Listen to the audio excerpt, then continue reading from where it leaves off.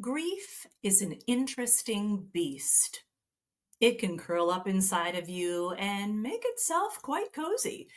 It can unpack its bags, put up the do not disturb sign on the door, and lock itself in. It's pretty much guaranteed that we will all experience grief at some point. And we have choices, right? We can ignore grief, we can befriend it, even take it out for a walk every now and then. The relationship that we have with grief is entirely up to us. My guest today, Lisa Cooper Ellison, is an author, speaker, and trauma-informed writing coach who helps people navigate, process, and maybe even befriend their grief through writing and storytelling. She's the host of the Writing Your Resilience podcast and works and writes at the intersection of storytelling and healing. She combines her personal experiences with suicide loss and CPTSD with her clinical training to help writers turn tough experiences into art.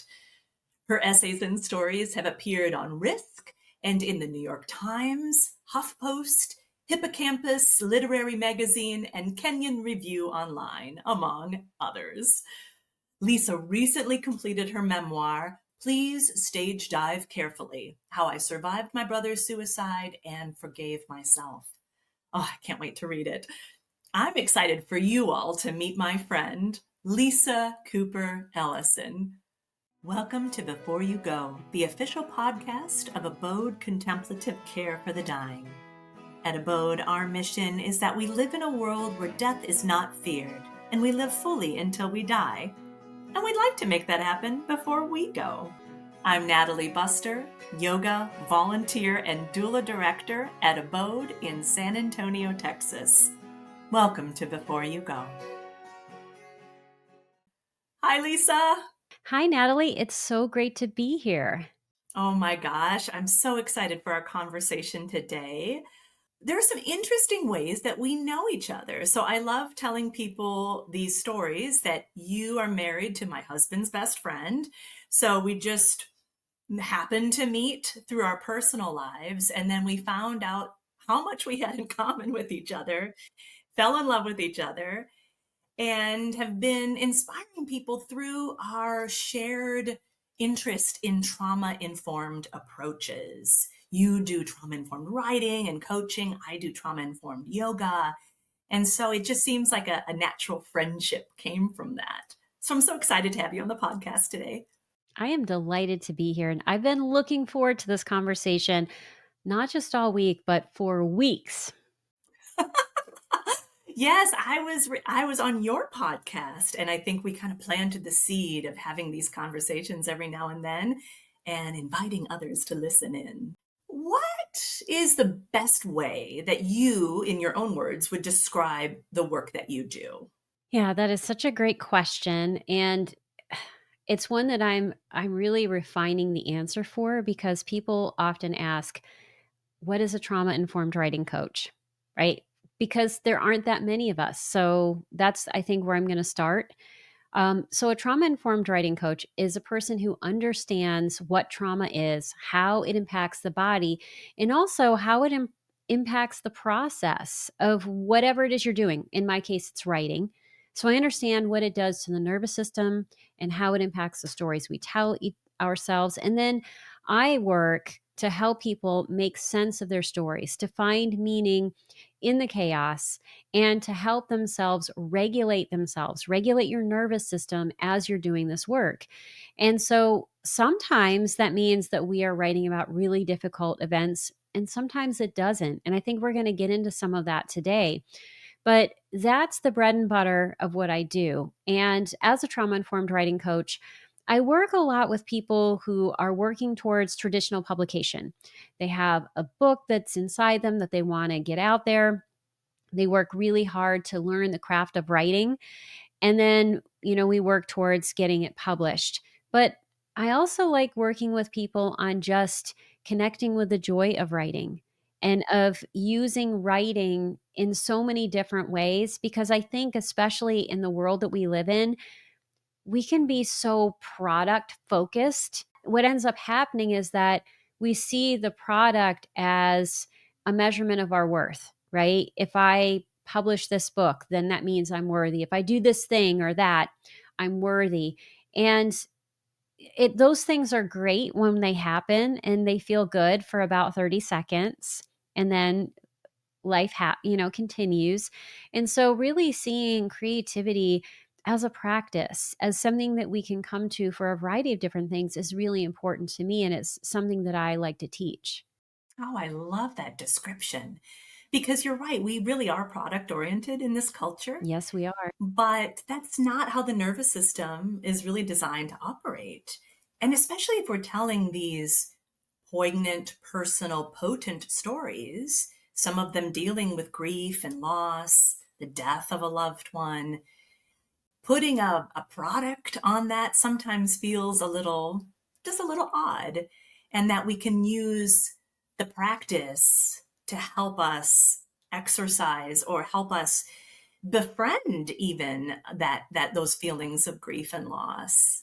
Yeah, and that's so important because what people don't realize is that when you're writing about grief and loss, you're reliving those experiences and you are activating those feelings, and that can be very healing. And anyone who is listening to this podcast has probably had some experience with grief, and that grief shows up when it's going to show up, right? It doesn't have a timetable, it doesn't have an agenda that it's going to share with you in advance. You can be in the middle of a meeting or driving down the street, and suddenly it just crashes over you like a wave. And so that's just generally how it works. And if you're writing about grief, you're sort of inviting the wave in. Yeah. Do you find that by inviting that wave in, it allows you, maybe the wrong word is control, but it allows you to have a little agency over the experience? I would say control actually might be the right word. Definitely agency. And the way that happens is that, you know, when we first write about something, we're writing down our rehearsed stories, like the stories we've told other people, the stories we're telling ourselves in our head. And that's one version of the truth. But what you get to do when you're working on a story is that you can revise it. And as you revise it on the page, you actually revise it inside of yourself. And what I find to be the most beautiful thing that happens is that we revise towards a sense of complexity, right? When grief happens, and in my case, I have a traumatic loss. My brother died by suicide. It was a huge, painful thing that happened in my life. And in the very beginning, I had a lot of black and white thinking. I wanted to have answers. I wanted to know who was good, who was bad, who do we blame? Am I to blame? I had all of these questions that I really wanted certainty around. And as I wrote, I realized that the certainty didn't matter, right? It was about embracing that complexity and connecting with the love. And that's, I think, what writing can do for us if we allow that wave in and we're willing to sit with it.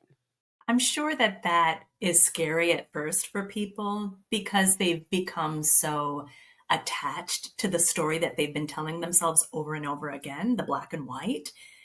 But I can see how this can really help excavate a lot of those layers and to get to the truth of the matter. And like you so eloquently said, to love and refinding that, rediscovering that essence of the relationship, in your case, that you had with your brother. Absolutely. And what I can say, and I'll just use, my loss as kind of the concrete example to talk about this.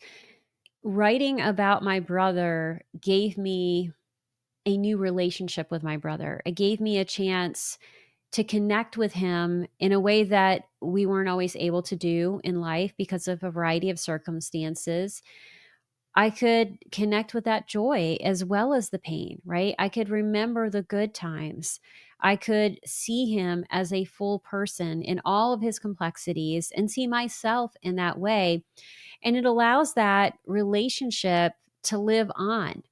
And I think, when we think about what happens with grief, one of the things that makes grief so problematic is, and I think David Kessler was talking about this. I was at the Psychotherapy Networkers Conference last weekend, and David Kessler, he does a lot of work around grief.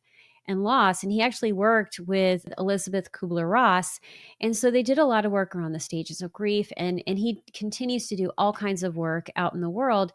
And, you know, grief can be so hard for us to connect with because society is terrible at it.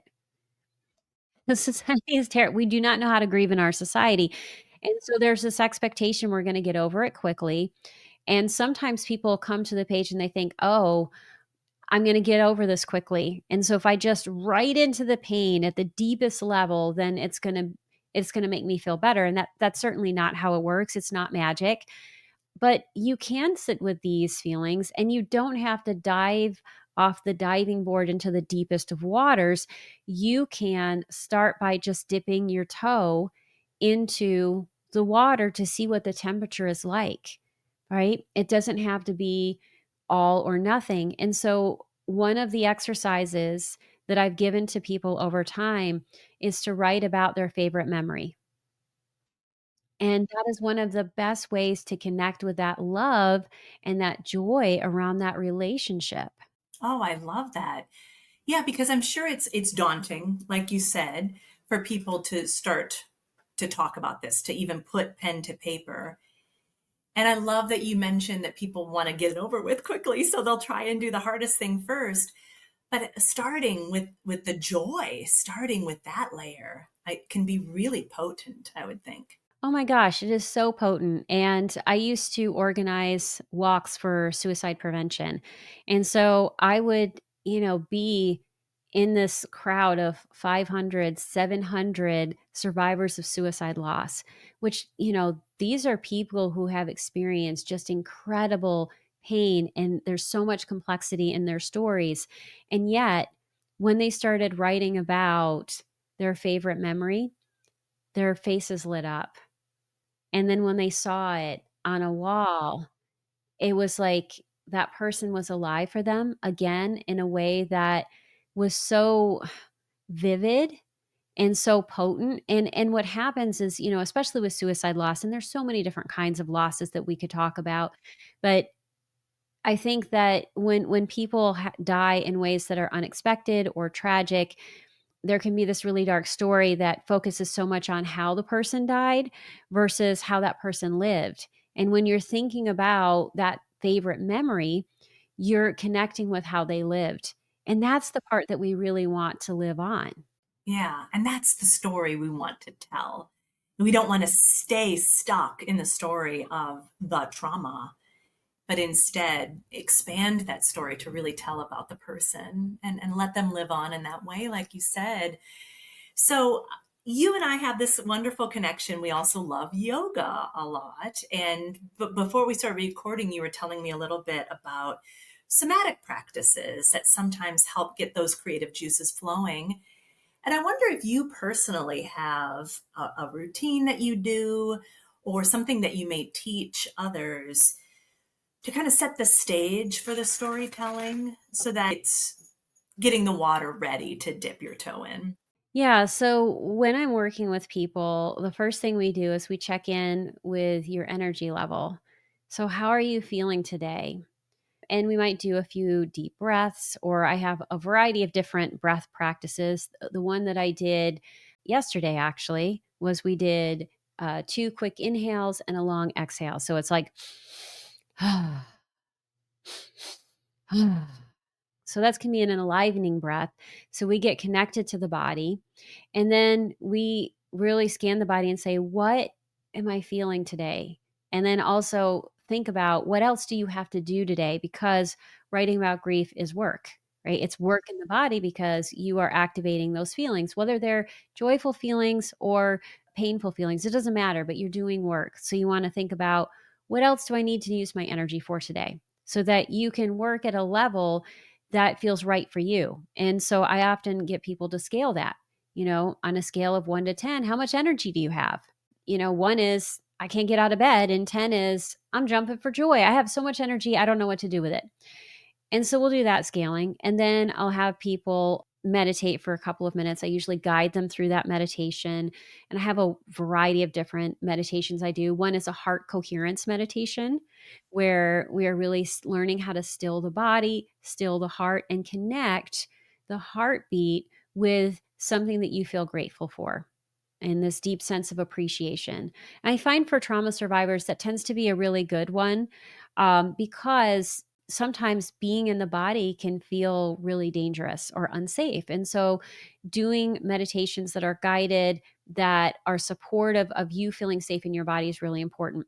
So we'll do that, and then we'll think about what is it you could write today, and let's scale that on a 1 to 10, where in this case a 1 is like, it's like a fly going by, it doesn't matter. 10 is the worst possible thing you could write about. It's the deepest trauma. And what I always tell people is, on any given day, the number that you choose for the intensity of the writing should be lower than the amount of energy you have. And I find having those concrete numbers really helps people not just settle the mind and the nervous system, but to feel empowered to think about how they're going to care for themselves during that session.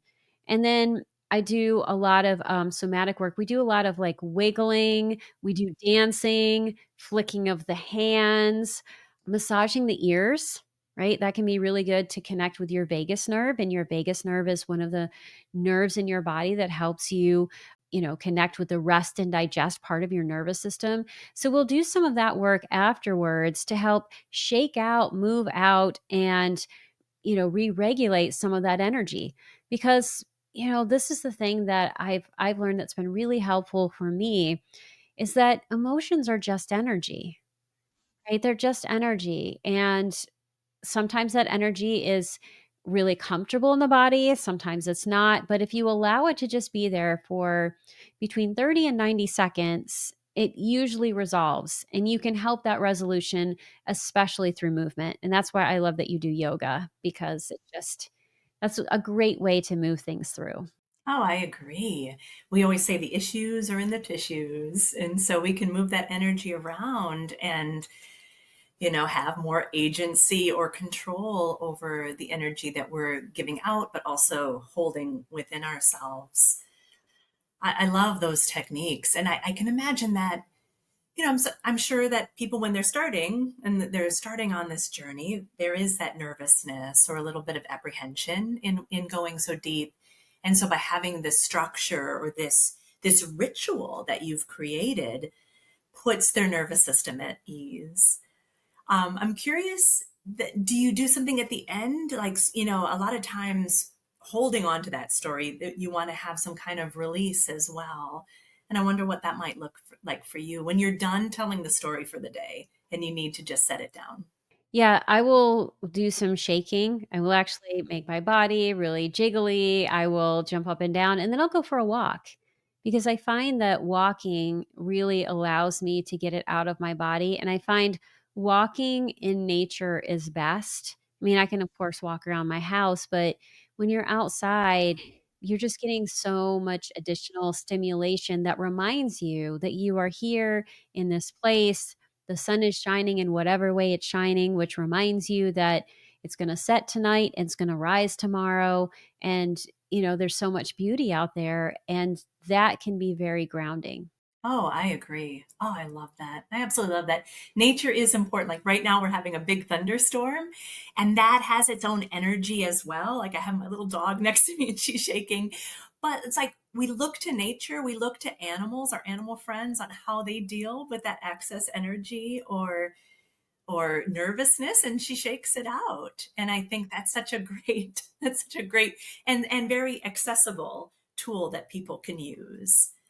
Well, I wanted to talk about something really special. So you came out to visit during the total eclipse last year, and we spent some time together. And I gave you a tour of Abode where you got to sit down with one of our guests. I think his name was Jeff, and spend some time with him, talk to him about what was important in his life. You subsequently wrote about this experience, and that attracted one of my new favorite people in my life. And she follows you. Her name is Terry Wurzbacher. And she found abode through you. And now she's a certified death doula and she volunteers with us at Abode.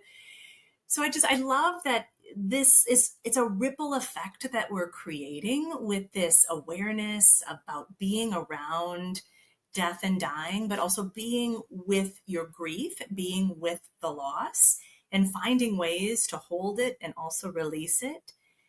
And you had said during that time, if I don't want to put you on the spot, that there was some interest that you had about death doula, and I wonder if you can share a little bit about your interest in that and your tour of Abode, and what are some of the things that you picked up on during that time with us?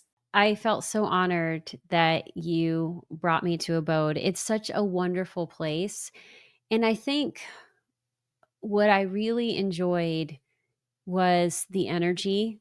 It's quiet, it's peaceful, and alive, right? It's all of those things together. And when you walk into a space like Abode, you become very aware of what's important, right? You know, the world out here, TV, social media, all this stuff, it's going to tell you what's important. You walk into a space like Abode and you realize what's important. And what's most important is presence and really being with people. And I think it was on one of the doors, it may have been on multiple doors, about the importance of checking your ego and not bringing your own agenda to the conversations you have with people. And I found that to be so refreshing. And I think about that a lot when I'm sitting down with people. I mean, I think my clinical training has told me not to do that for a long time, but I think we need these constant reminders. And being at Abode was one of those reminders. And I think for me, there's going to be a season in my life where, you know, right now I'm doing all of this outward facing work and it's very satisfying and I enjoy it. But I think there's going to come a time where the healing work I do is different in terms of helping people navigate their stories. And it's not always going to be about the product.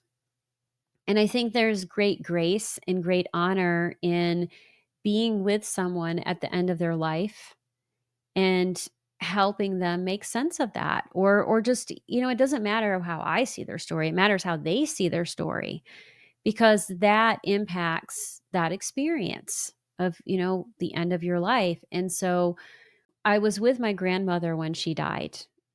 This was back in 2014, so it's been about 11 years ago, and I'm actually writing about it now.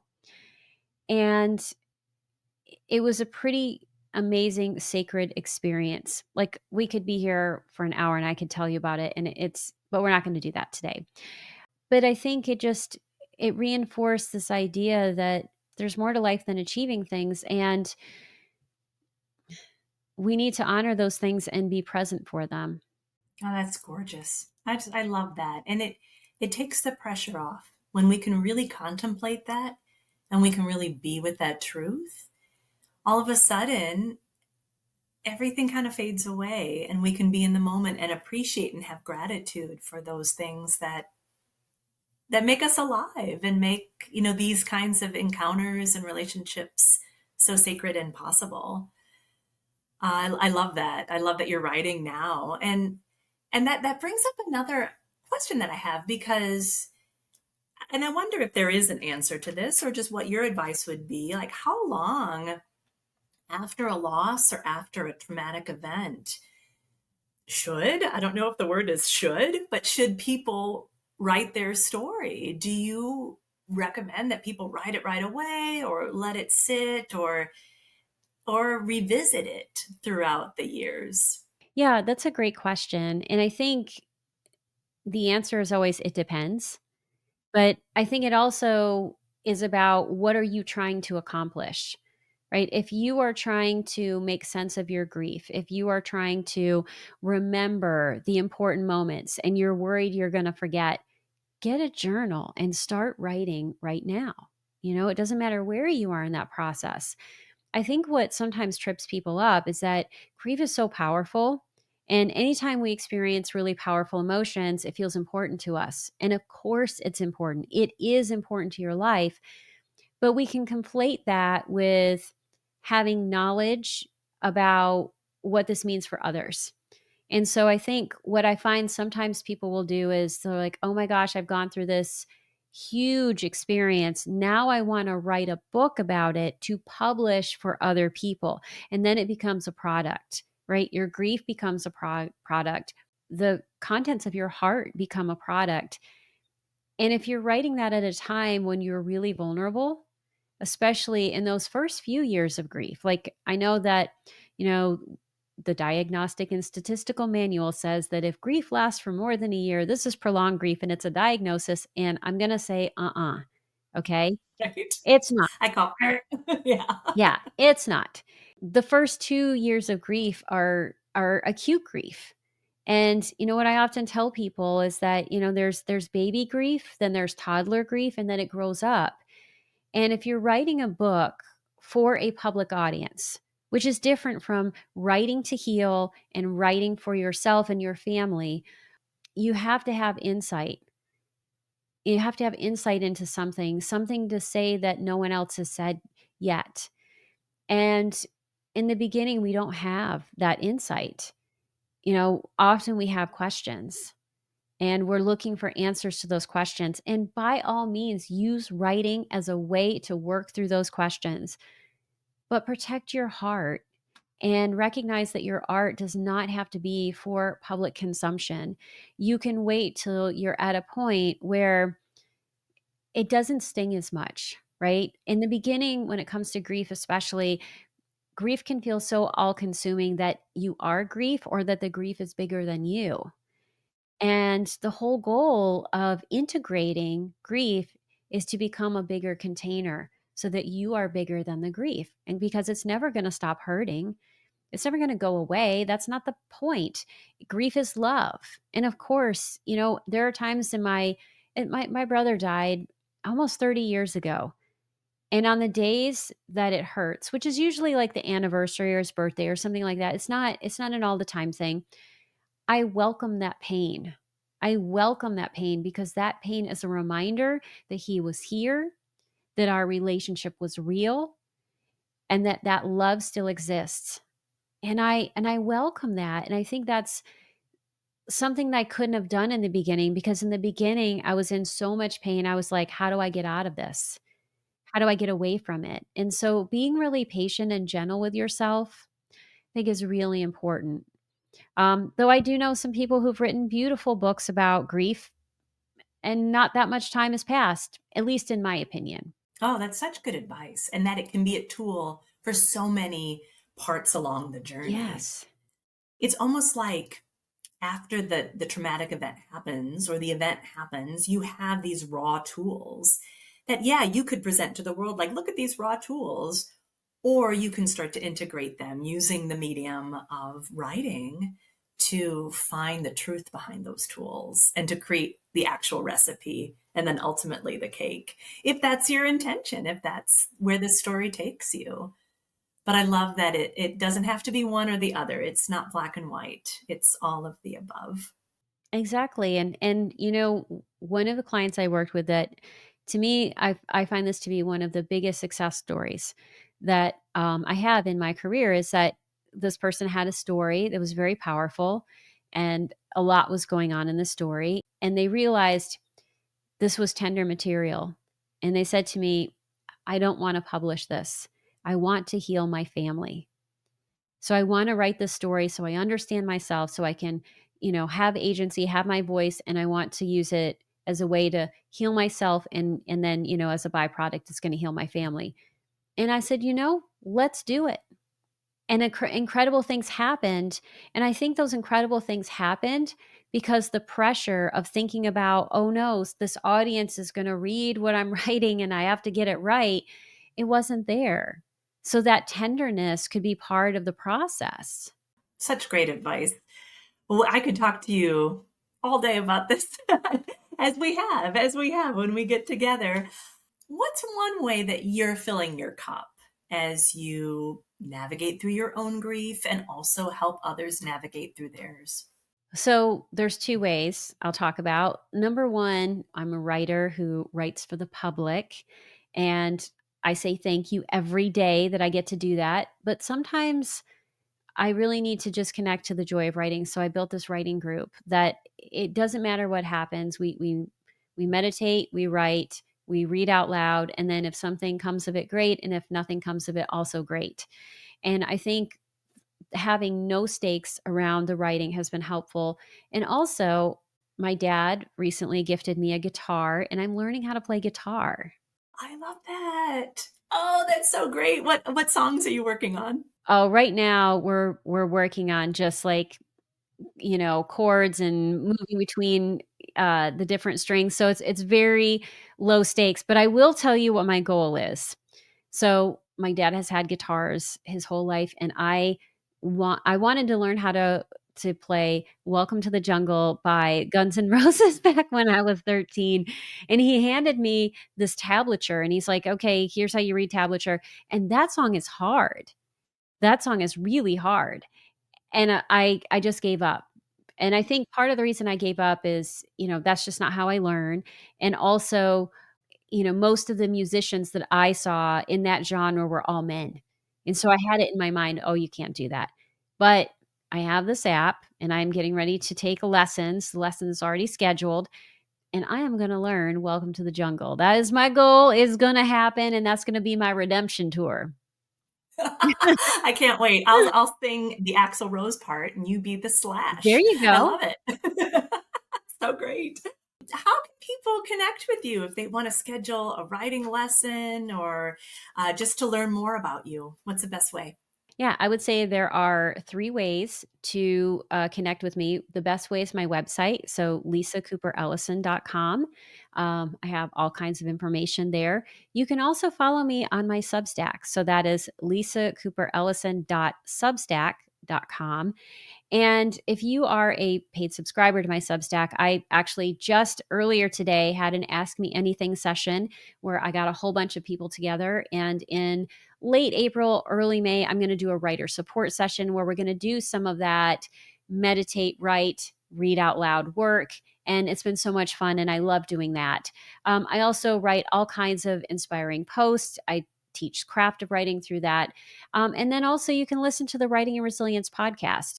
I love it. And I'm hoping that on your website there are links to your writing as well, so Yes. people can read some of your writing. Yes, if you go to my publications, there's a ton of stuff that I have written, and I also just am gonna say shout out to you, Terry. Thanks for being, on my Substack and being a loyal follower for so long, and I'm so, so glad that you are working with Natalie.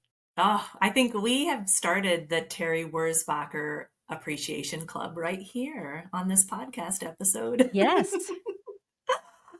This is so great. Last question we ask all of our guests. Lisa, what do you want to do before you go? I really thought about this, and I thought that I wanted to change that, question, if that's okay. Of course. I wanna change it to, how do you wanna feel when it's time to go? And I want to feel like I was present for everything. Not that I was present every single moment of every single day because that's impossible, but that I was present for everything and I embraced everything. And if I can do that, it's gonna be a great ending. You'll be able to take your bow with pride. I love that. Lisa, thank you so much. This was so fun. I love this conversation. And I know that our listeners, especially Terry, is going to love this podcast and this episode. So thank you for taking the time to speak with me today. Oh my gosh, thank you so much. It has been just a joy and a pleasure. This episode is brought to you by Abode's Death Cafe. Our objective is to increase awareness of death with a view to helping people make the most of their finite lives. To learn more about Death Cafe, go to abodehome.org. Y'all, it has been such a treat hosting these 10 episodes of Before You Go, the official podcast of Abode Contemplative Care for the Dying. I've enjoyed every interview, every conversation I've had with these amazing guests this season. Can you believe this is only season 2? So please share these episodes, share them with friends, like, comment, subscribe, all the good stuff that you do online. And we are going to be back for season 3. I already have a couple great subjects lined up for some very interesting conversations and aha moments that we'll explore together. But season 3 should come out this fall. So stay tuned. Follow us on all the social medias. If you're in San Antonio, please come for a tour. And gosh, I love y'all. Thanks a bunch. Thank you for joining us for this episode of Before You Go, the official podcast of Abode Contemplative Care for the Dying. At Abode, we believe death is not a medical event, and we are not medical professionals. We're just sharing our opinions, and these opinions shouldn't be taken as medical advice. You can find us online on Instagram, Facebook, and YouTube. This episode was edited by Make Your Day Richer.